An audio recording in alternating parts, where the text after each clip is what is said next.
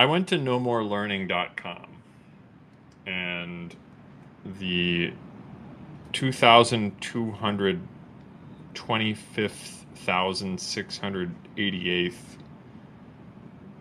sentence came up.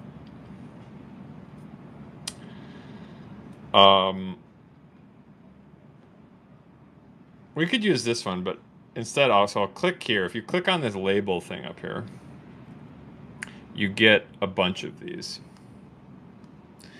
I will pick a short one for the, this one's excellent. The blank said quietly, I accept your challenge. Again, so please humor me. I am answering, I'm kind of explaining the universal method through this example. I'll just pause here. So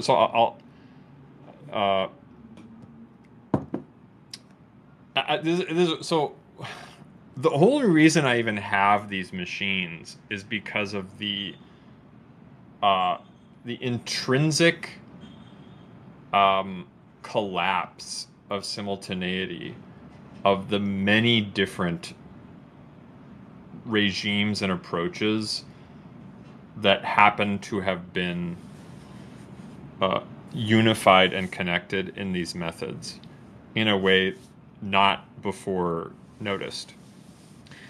So I struggle myself to articulate that synthesis because everyone else is bound into, forms of separation between many, many dimensions of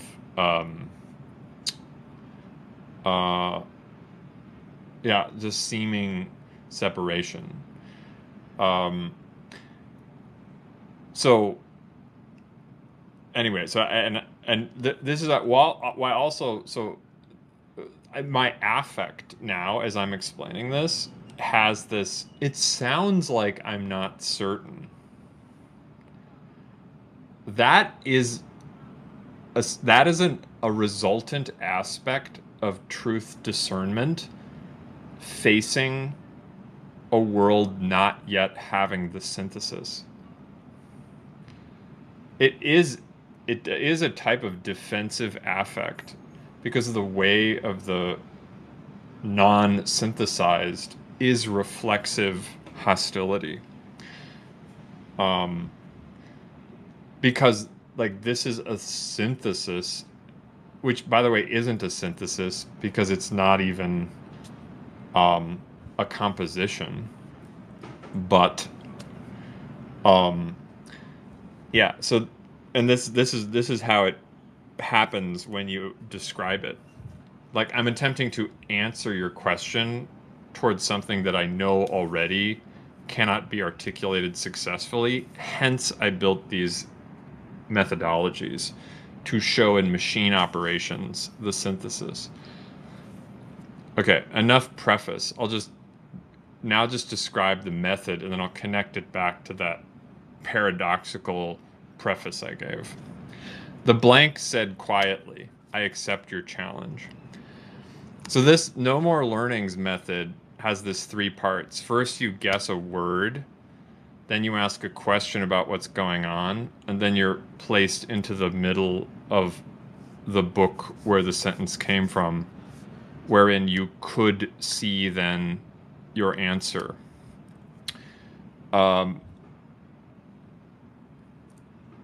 So the blank said quietly.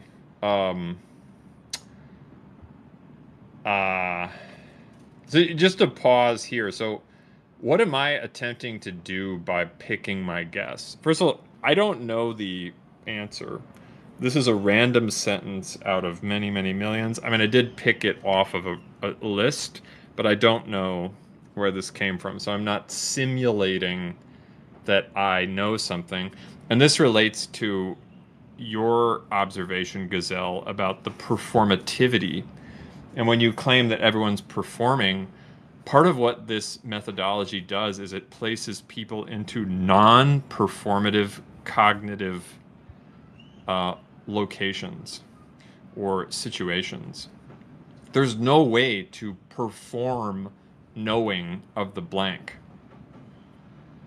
So you cannot lie and claim you know the blank.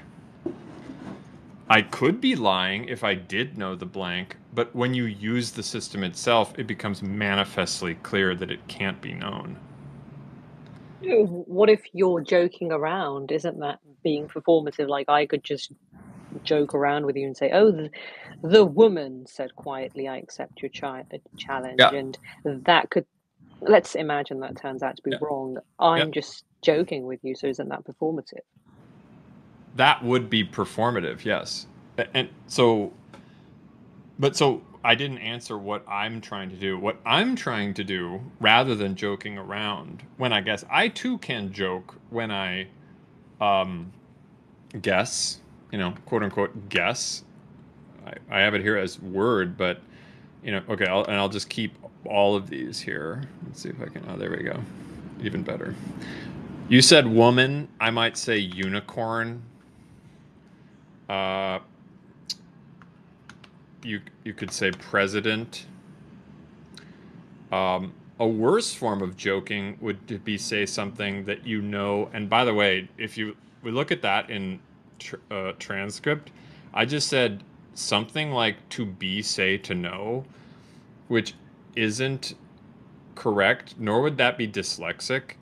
And what I have observed is that there's emergent forms of hidden grammar by this methodology because what it's doing is it's mining underneath the languages to the quote unquote rationality of the specificity of the origin of human mentation.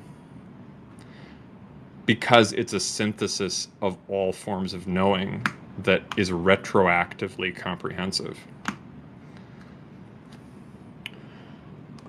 Um, but um, yeah, so one could. But what do I? So yeah. But so the point I was making, so I don't know the sentence. If you spoke about it in general, could it be discernible and confirmable that I don't know the answer to the blank? No. My first answer would be no. I don't know how anyone could prove or how I could prove that I don't know the answer to that. Which is interesting in itself because what's philosophically at stake here, the essence of manipulation is the misrepresentation of perception or understanding. Uh, uh, and, as a separate, social scientific claim, the the reconciliation of um, basically the immunization against deceit and manipulation is my claim of what can be achieved. Um, Yet this is a seemingly very simple example where it doesn't seem to be able to be discernible or provable that I don't know what the blank is. So, thereby, to connect it with your claim, for you to say you're being performative by guessing woman, there's no way to discern in a standard frame whether you are actually being performative or whether you yourself happen to know that it is woman or not woman. And so you're not performing, you're lying, for one. Like that would be one thing. Um, but this is where you end up, in order to get to these reconciliations, you need to distinguish certain things, such as the difference between untruth and lies. So, like a performative play, if known to be performative play, is not what I would call a lie, um, because the frame whereby you're presenting something as untrue is not misunderstood. Even if it was temporarily uh, represented as understanding for the purpose of a joke or something, you do not intend to ultimately never reveal it. Of course, there could be, extenuating edge cases, which would be worth looking at, and you could reconcile all of them at a level of abstraction that will all lead to this synthesis that I claim. You can reconcile all of these things. Like all of these seemingly syntactical questions, I claim are reconcilable by a type of mathematics that's more simple than arithmetic, but it is reconcilable. So basically, now to answer partially, like what is this synthesis? It's a form of set theory.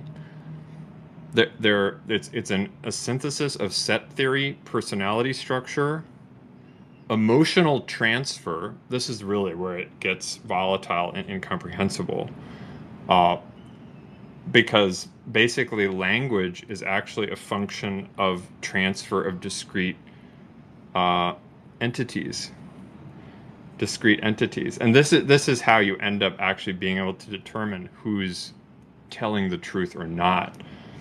A yet never unseen internal cognition of the transfer of inner states, which overlays onto what we call feeling.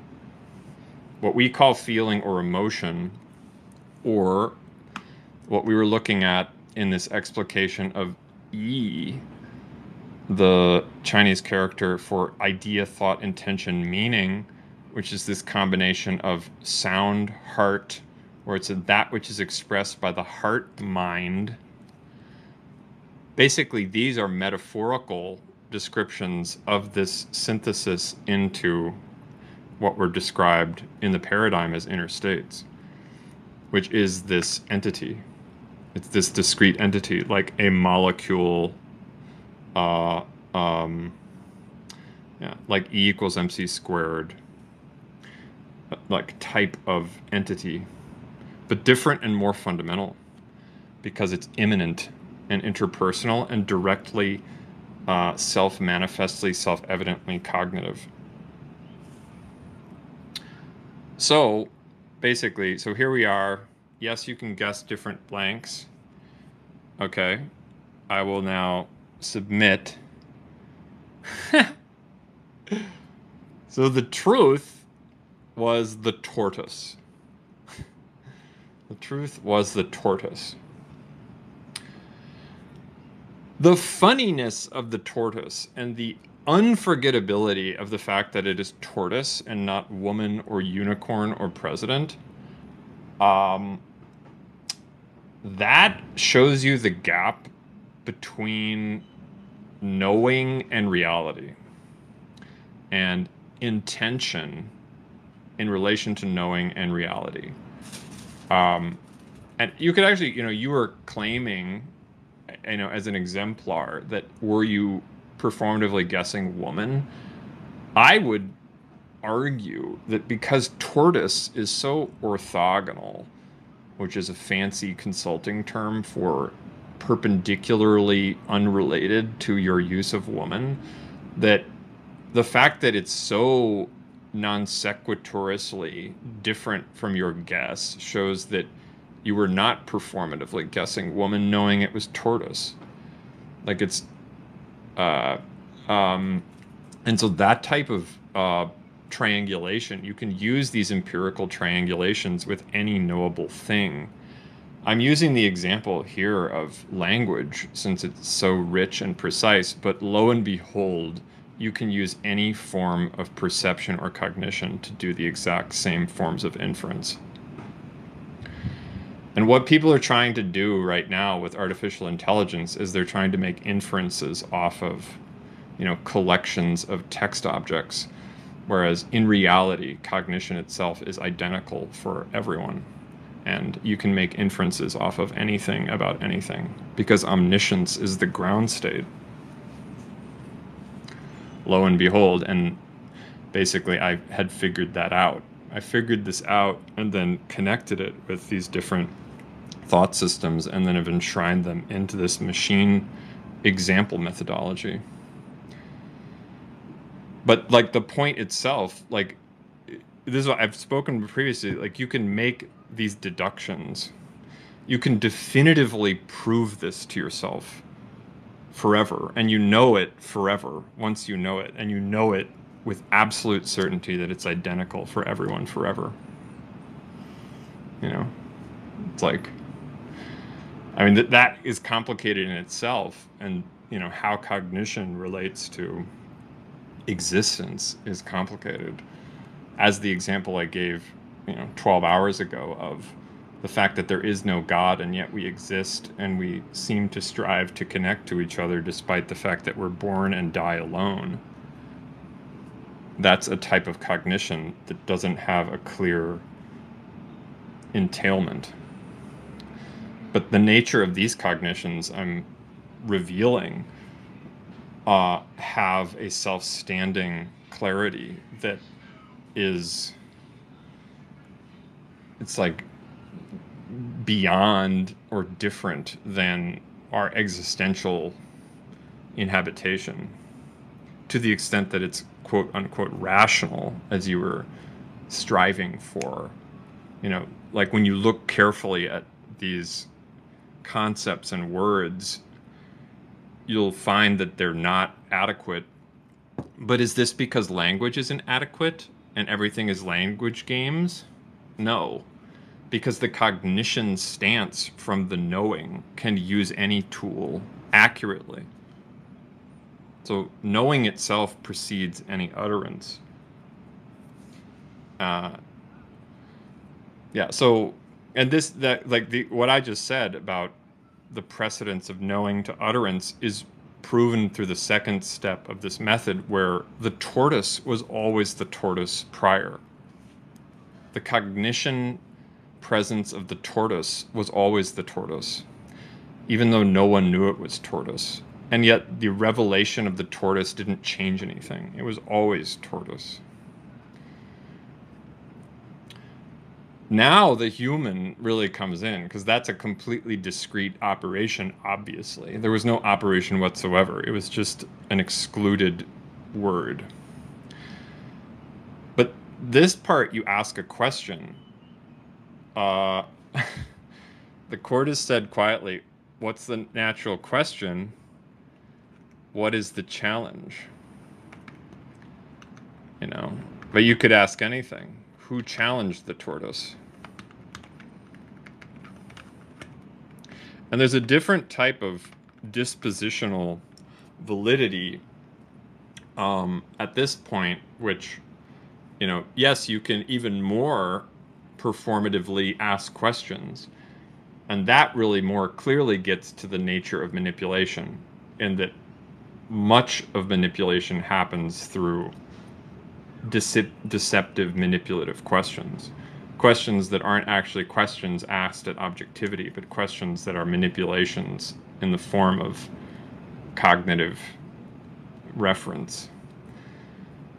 And that, I mean, that's, yeah. So, and as I was saying earlier, like, it is manifestly obvious to me that anyone, were they not bound completely into ignorance and revulsion and error and emotional obscuration, would strive to the utmost to know everything, including this, for example, but there's many, many, many other things. And so, like, the disposition to strive to learn, so this is where, just to connect it back with this method, like, existence itself is as if we are presented with a blank from a sentence from a work we don't know. Like, the origin of the world and how we've emerged within it has the same structure. And I'm saying this specifically, not comparatively. Like, there's an identical knowable set structure of existence in relation to cognition. That is knowable. And that's part of the deduction you can make. You can deduce existence from cognition. But that phrasing, as I put it in syntax, doesn't actually work. But now this next part, revealing what's there, like as far as what what's going. This is probably Aesop, I'll guess. I mean, this is all just completely meaningless icing on the cake, because like the real core of it is the decomposition of propositional statements into tokens, word forms, ideographs, or units, because it's really basically the whole versus the part. Uh, and that's basically the structure of the set theory that reconciles these. So, that's a good joke, said the hare. I was right. It's Aesop's Fables. I didn't know that, but I correctly guessed it was. Does that answer your question, Gazelle?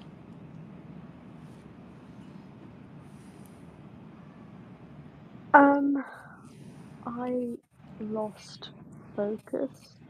Mm, fair enough. Um, Yeah. No, I get it. It's it's fine. just very. I mean, I'm gonna go back to it once this space is over, so that I No, can listen to it again. that's fine. Yeah. No, I mean it's kind of boring. It's like existentially, fathomlessly boring. Um, and yeah, if I didn't know how much is at stake, why suffer it? Um, but part of getting to that point required theoretically looking for this, which was not certain. And this wasn't even, I mean, I didn't even do the fundamental parts of this. The fundamental parts of it were done by others. And then I just happened to stumble upon unifying machine methodologies. So, uh, but anyway, I mean, as I was saying, like, I think learning Han Fei